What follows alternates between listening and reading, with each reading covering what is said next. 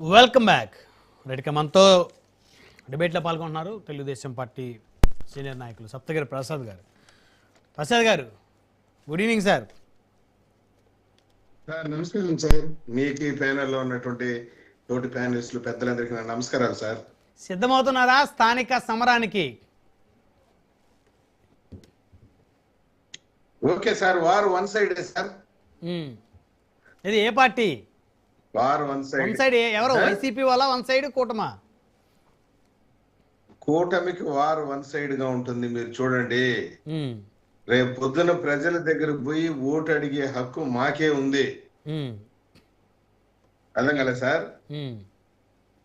3 gas సిలిండర్లు ఇచ్చాము, నాకు ఓటు వేయండి అంటాం. ఉచిత బస్సు ప్రయాణం ఇచ్చాం, మాకు ఓటు వేయండి అంటాం.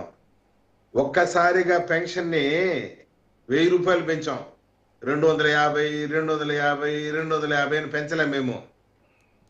సింగిల్ షాట్ లో 1000 రూపాయలు, మంచానికే పరిమితమైన వాళ్ళకు 15,000, ఫిజికలీ హ్యాండిక్యాప్డ్ వాళ్ళకి 6,000 విత్ ఎఫెక్ట్ ఫ్రమ్ ఏప్రిల్ 2024 నుండి పెంచి ప్రభుత్వం అధికారంలోకి వచ్చిన 3 నెలలు పెన్షన్ ఇచ్చాం.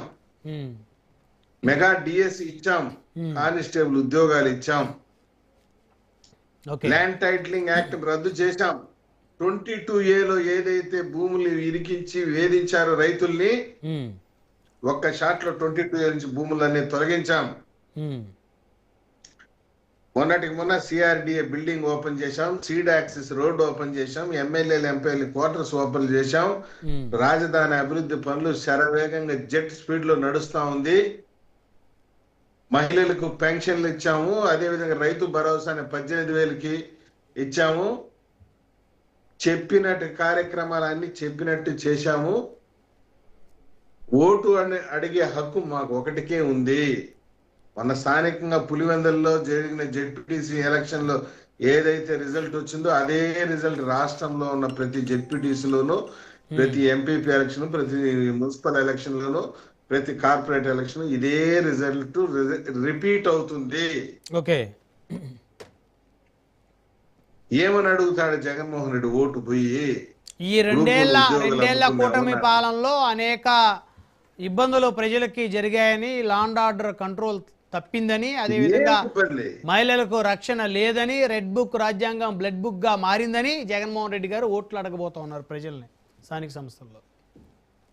ఇప్పుడు రెడ్ బుక్ 2024 ఎన్నికలకు ముందు పాదయాత్రలు రెడ్ బుక్ ని ఇలా చూపించే ఓటు అడిగాం మేము.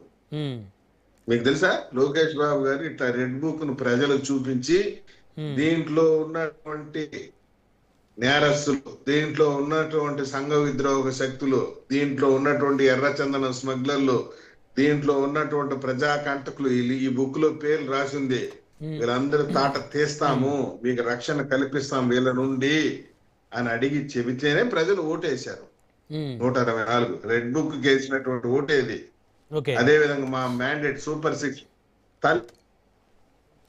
భారతదేశ రాజకీయ చరిత్రలో స్కూల్ ఇంట్లో ఎంతమంది బిడ్డలుంటే అంతమందికి వేసాం.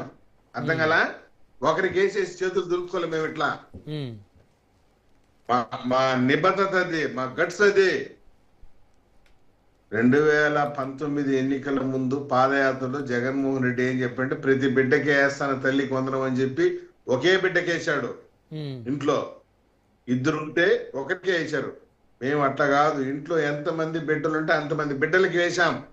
66 లక్షల మంది తల్లుల ఖాతాలో డబ్బులు జమ చేశాం మేము. మా ధైర్యం, అర్థం కదా సార్? మా క్రెడిట్ అది, మా ధైర్యం అది. మా ధైర్యం ప్రజలు, మేము ప్రజలను నమ్ముకున్నాం. సప్తగిరి ప్రసాద్ గారు, మీ దగ్గర కొంత టెక్నికల్ ఇష్యూ ఉంది, సో మళ్ళీ వస్తాను మీ దగ్గరికి. ఈ లోపు మనం కాసరగడ్డ నాగార్జున గారు బీజేపీ నుంచి ఉన్నారు, వారితో మాట్లాడదాం. నాగార్జున గారు,